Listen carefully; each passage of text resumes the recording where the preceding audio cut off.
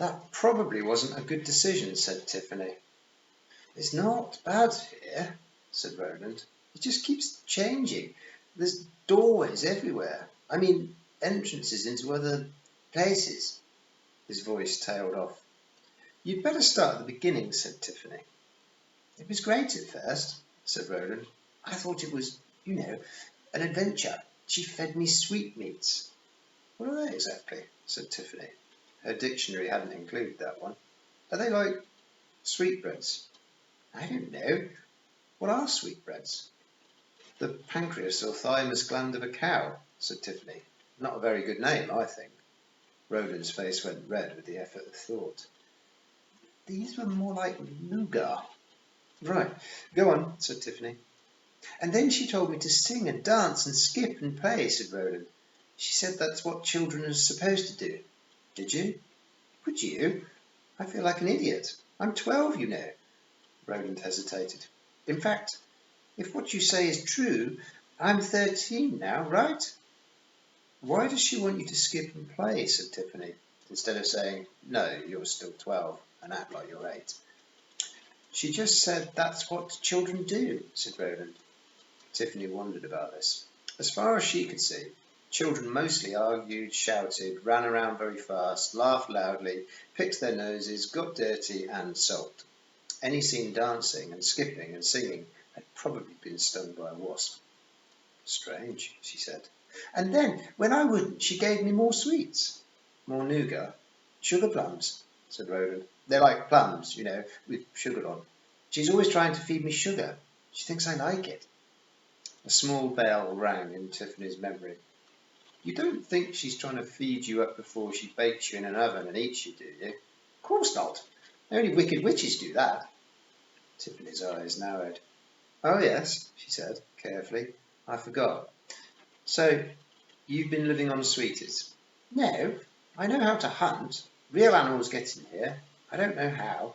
Sneebs thinks they find the doorway in by accident, and then they starve to death because it's always winter here. Sometimes the Queen sends out robbing parties if a door opens into an interesting world too. This whole place is like a pirate ship. Yes, or a sheep tick, said Tiffany, thinking aloud. What are they? They're insects that bite sheep and suck blood and don't drop off until they're full, said Tiffany. Yuck. I suppose that's the kind of thing peasants have to know about, said Roland. I'm glad I don't. I've seen through the doorways to 1 or 2 worlds. They wouldn't let me out there. We got potatoes from one and fish from another. I think they frightened people into giving them stuff. Oh, and there was the world where the drones came from. They laughed about that and said if I wanted to go in there, I was welcome. I didn't. It's all red, like a sunset. Great huge suns on the horizon, and a red sea that hardly moves, and red rocks and long shadows, and those horrible creatures sitting on the rocks, living off crabs and spidery things, and little scribbity creatures. It was awful. There was a sort of ring of little claws and shells and bones around every one of them. Who are they? Said Tiffany, who had noted the word peasants. What do you mean? You keep talking about they, said Tiffany. Who do you mean? The people out there? Those? Most of them aren't even real, said Roland. I mean the elves, the fairies. That's who she's queen of. Didn't you know? I thought they were small. I think they can be any size they like, said Roland. They're not exactly real. They're like dreams of themselves. They can be as thin as air or as solid as rock, Sneebs says. Sneebs, said Tiffany.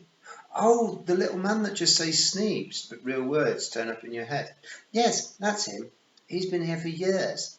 That's how I knew about the time being wrong. Sneebs got back to his own world once. It was all different. He was so miserable he found another doorway and came straight back. He came back, said Tiffany, astonished. He said it was better to belong where you don't belong than not to belong where you used to belong, remembering when you used to belong there, said Roland. At least I think that's what he said. He said it's not too bad here if you keep out of the Queen's way. He says you can learn a lot. Tiffany looked back at the hunched figure of Sneebs, who was still watching the nuts cracking. He didn't look as though he was learning anything. He just looked like someone who'd been frightened for so long it had become part of his life, like freckles. But you mustn't make the Queen angry, said Roland. I've seen what happens to people who make her angry. She sets the bumblebee women on them. Are you talking about those huge women with the tiny wings? Yes, they're vicious. And if the Queen gets really angry with someone, she just stares at them and they change. What into? Other things. I don't want to have to draw your picture, Roland shuddered.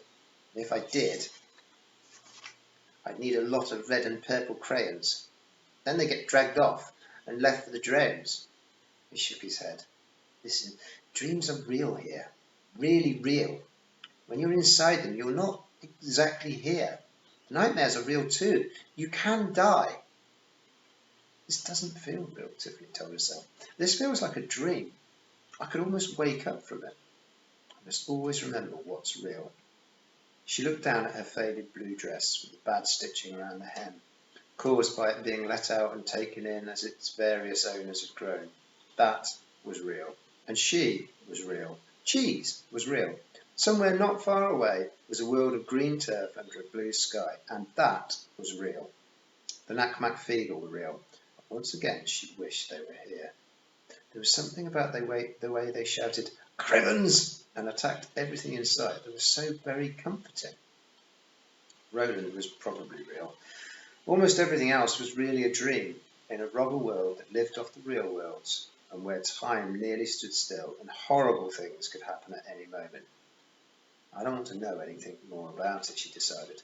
I just want to get my brother and go home while I'm still angry. Because when I stop being angry, that will be the time to get frightened again. And I'll be really frightened this time. Too frightened to think, as frightened as Sneeps.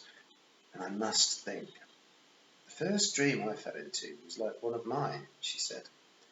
I've had dreams where I wake up and I'm still asleep, but the ballroom, I've never... Oh, that was one of mine, said Roland, from when I was young. I woke up one night and went down to the big hall, and there were all these people with masks on dancing. It was just so bright. He looked wistful for a moment. That was when my mother was still alive. This one's a picture from a book I've got, said Tiffany. She must have got that from me. No, she often uses it, said Roland. She likes it. She picks up dreams from everywhere. She collects them. Tiffany stood up and picked up the frying pan again. I'm going to go see the Queen, she said. Don't, said Roland. You're the only other real person here except Schneebs, and he's not very good company. I'm going to get my brother and go home, said Tiffany flatly. I'm not going to come with you then, said Roland. I don't want to see what she turns you into. Tiffany stepped out into the heavy, shadowless light and followed the path up the slope. Giant grasses arched overhead. Here and there, more strangely dressed strangely shaped people turned to watch her, but then acted as though she was just a passing wanderer, of no interest whatsoever.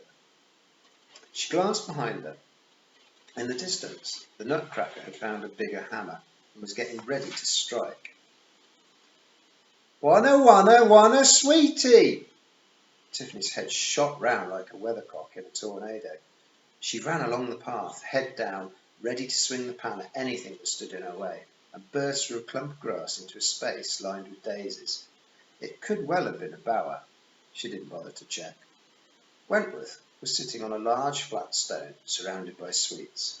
Many of them were bigger than he was. Smaller ones were in piles. Large ones lay like logs. And they were in every colour sweets can be, such as not really raspberry red, fake lemon yellow, curiously chemical orange, some kind of acidy green, and who knows what blue. Tears were falling off his chin in blobs. Since they were landing amongst the sweets, serious stickiness was already taking place. Wentworth howled. His mouth was a big red tunnel with the wobbly thing that no one knows the name of, bouncing up and down in the back of his throat. He only stopped crying when it was time either to breathe in or die. And even then it was only for one huge sucking moment before the howl came back again. Tiffany knew what the problem was immediately. She'd seen it before, at birthday parties. Her brother was suffering from tragic sweet deprivation. Yes, he was surrounded by sweets, but the moment he took any sweet at all, said his sugar-addled brain, that meant he was not taking all the rest. And there were so many sweets, he'd never be able to eat them all. It was too much to cope with. The only solution was to burst into tears. The only solution at home was to put a bucket over his head until he calmed down, and take almost all the sweets away. He could deal with a few handfuls at a time. Tiffany dropped the pan and swept him up in her arms. "It's Tiffy," she whispered, "and we're going home." And this is where I meet the Queen, she thought.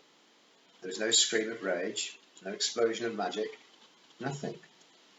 There was just the buzz of bees in the distance, and the sound of wind in the grass, and the gulping of Wentworth, who was too shocked to cry.